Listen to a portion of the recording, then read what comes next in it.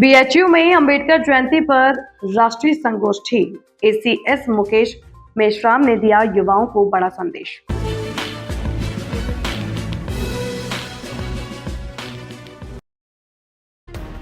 आज पूरे देश में संविधान निर्माता बाबा साहब डॉक्टर भीमराव अंबेडकर की 135वीं जयंती धूमधाम से मनाई जा रही है। धर्म और विद्या की नगरी काशी में भी आज इस अवसर पर एक भव्य राष्ट्रीय संगोष्ठी का आयोजन किया गया। काशी हिंदू विश्वविद्यालय में आयोजित इस कार्यक्रम में उत्तर प्रदेश के अतिरिक्त मुख्य सचिव मुकेश मेश्राम समेत कई गणमान्य लोग शामिल हुए।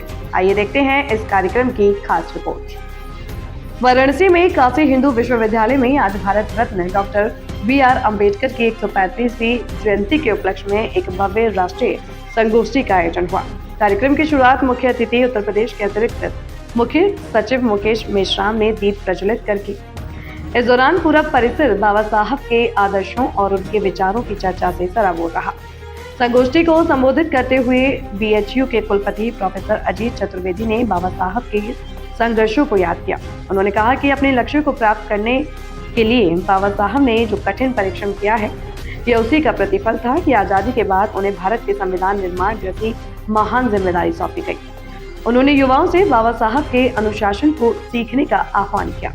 रूप से युवाओं को प्रेरणा लेने की आवश्यकता है, क्योंकि ज्ञान या शिक्षा का और कोई विकल्प नहीं हो सकता और विद्यार्थियों को विद्या के माध्यम से ही आगे बढ़ने के लिए, अपने करियर को बेहतर करने के लिए और जो भी उनके सपने होते हैं उनको पूरा करने के लिए आगे बढ़ना चाहिए। और अभाव में या विपरीत परिस्थितियों में जिस तरीके से कभी कभी लोग हतोत्साहित हो जाते हैं कि भाई हमारे पास में धन नहीं है या हमारे पास में इतना साधन नहीं है, लेकिन संसाधनों और इस प्रकार के जो बहाने होते हैं वो उससे अलग हट करके लोग आपस में उसकी मदद कर सकते हैं। बहुत सारे ऐसे वाक़ये हुए भी हैं और अब तो जो है ऑनलाइन में मिलाप या ऐसे बहुत सारे जो छोटे छोटे प्लेटफॉर्म्स हैं जिसके जरिए लोगों को ये सब शिक्षा के लिए संसाधन जुट जाते हैं। आगे बढ़ना अगर उसके अंदर है ना उत्साह है तो बहुत सारी विदेश की यूनिवर्सिटीज़, अपने यहाँ की यूनिवर्सिटी उनको स्कॉलरशिप भी देती है। तो इसलिए युवाओं को चाहिए कि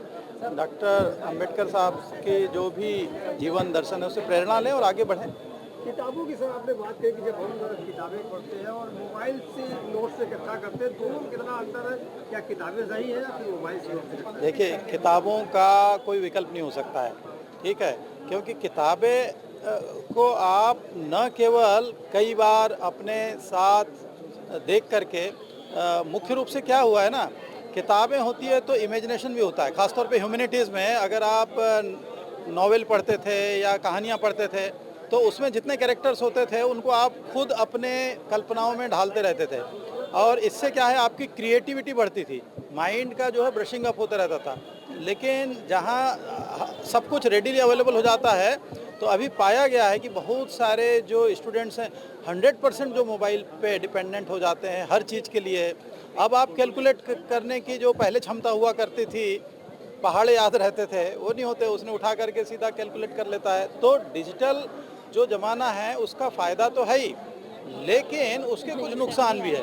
तो हमको एक बैलेंस लेकर के चलना चाहिए कि जितनी ज़रूरत है उतना हम डिजिटल युग का फ़ायदा लें और जितनी आवश्यकता है किताबों को हमेशा अपने साथ में रखें। इस राष्ट्रीय संगोष्ठी में विश्वविद्यालय के प्रोफेसरों, शोधार्थियों और छात्रों ने बड़ी संख्या में हिस्सा लिया। वक्ताओं ने डॉक्टर भीमराव अंबेडकर के समानता और शिक्षा के संदेश को आधुनिक भारत के निर्माण के लिए अपरिहार्य बताया।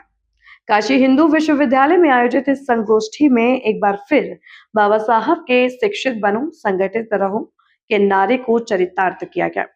फिलहाल वाराणसी बुलेटिन में इतना ही। ताजा खबरों के लिए बने रहिए अमर प्रभात के साथ।